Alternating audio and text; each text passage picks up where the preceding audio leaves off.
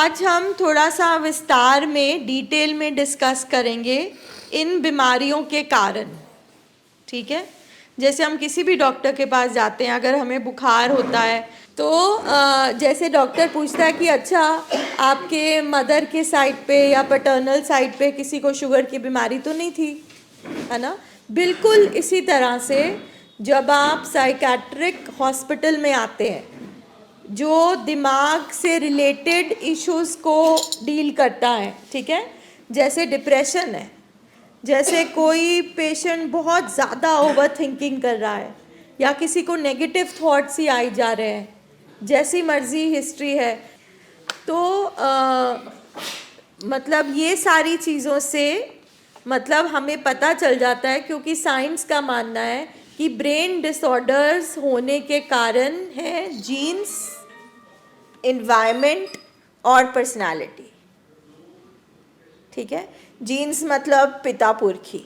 ठीक है, अक्सर क्या होता है जब हम परिवार को बोलते हैं या स्पेशली पेरेंट्स को बोलते हैं ना कि ये जेनेटिक बीमारी है, पिता पुरखी है या जीन्स में आई है, तो वो अक्सर अगर एडिक्शन की बात हो या ऐसा कुछ हो तो वो बुरा मान जाते हैं, है ना।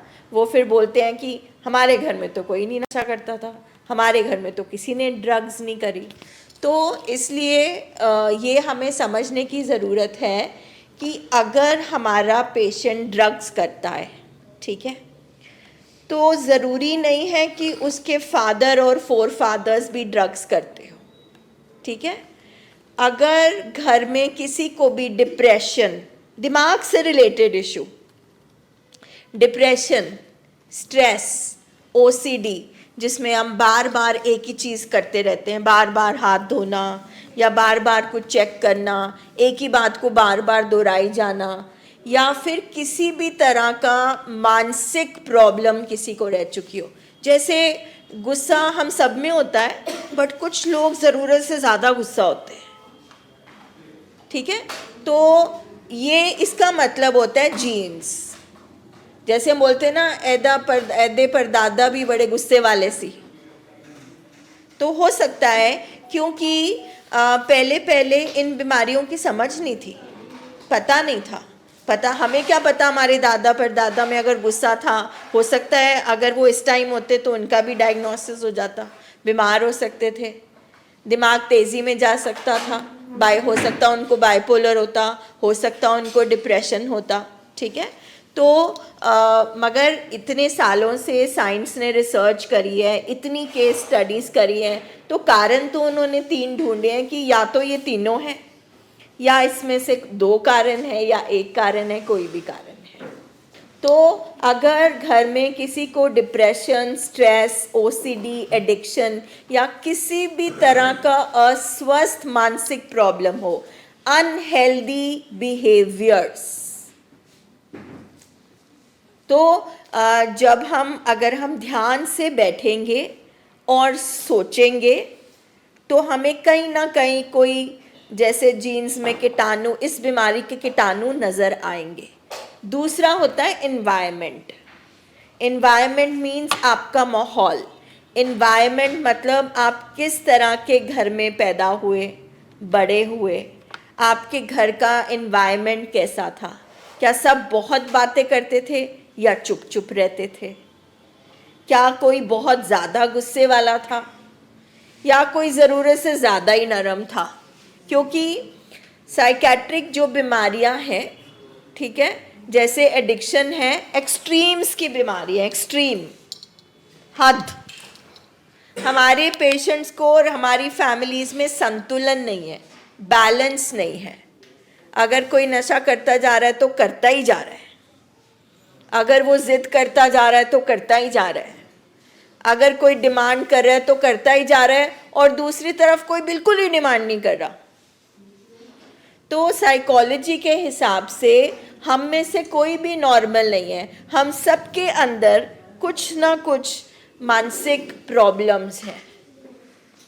जैसे थोड़ा बहुत शक हम सब में है, डर हम सब में है, हम सबको कभी ना कभी गुस्सा आता है, हम सबको कभी ना कभी चिड़चिड़ाहट होती है, हम सबको कभी ना कभी पेसिमिस्टिक निराशावादी सोच आती है कि गलत हो जाएगा, ऐसे हो जाएगा, हम पेसिमिस्टिक हो जाते हैं। हम सब कभी ना कभी दिमाग हमारा तेज़ी में चला जाता है। जैसे अभी आपके बेटे का दिमाग तेज़ी में गया हुआ है।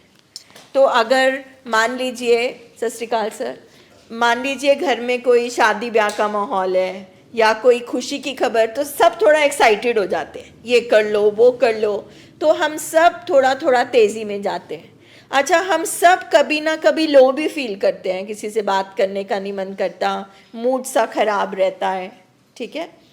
हम सब, क्योंकि हमारी सोसाइटी में ये सारी चीज़ें हैं स्पिरिचुअल, हम सुनते रहते हैं जादू टोना होता है ना, मतलब हम ये सुनते सुनते बड़े हुए हैं, चीज़ें दिखना, भूत, ये सारी चीज़ें, अंधेरे से हम सबको कभी ना कभी डर लगा होगा, ठीक है। तो ये कुछ ये जो एस्पेक्ट्स होते हैं स्वभाव में, हमारी फीलिंग्स, इमोशंस, मूड, सोचों की थोड़ी बहुत समस्या हम सब के अंदर है। अच्छा, अब कैसे पता लगेगा कि ये नॉर्मल है, ये हेल्दी है, ये अनहेल्दी है? तो साइकोलॉजिस्ट का मानना है कि अगर 15 दिन से ज़्यादा कोई भी हमारा बिहेवियर अनहेल्दी परसिस्ट करता है, यानी कि अगर मुझे तकरीबन 15 दिन हो गए हैं कि मुझे शक ही हो ही जा रहा है, मुझे तकरीबन 15 दिन हो गए हैं कि मैं बहुत लो हूँ, मैं कोशिश करने पर भी उठ नहीं पा रहा हूँ, कुछ मुझे अच्छा नहीं लग रहा, मुझे 15 दिन से आके आसपास ये सोचें आई जा रही हैं, मेरी सोचें रुक ही नहीं रही हैं, तो इसका मतलब है अब आपको किसी ना किसी से राय लेने की ज़रूरत है। अब इसमें 3 भाग होते हैं।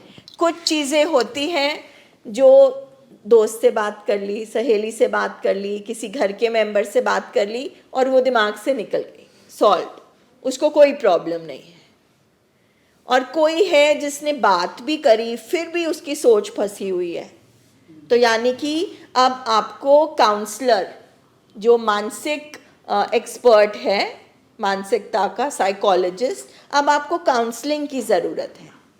अगर काउंसलर को लगेगा ये तो अब एक क्लिनिकल सिचुएशन बन चुकी है, तो वो बताएगा अब आपको साइकेट्रिस्ट यानी कि दवाई की ज़रूरत है।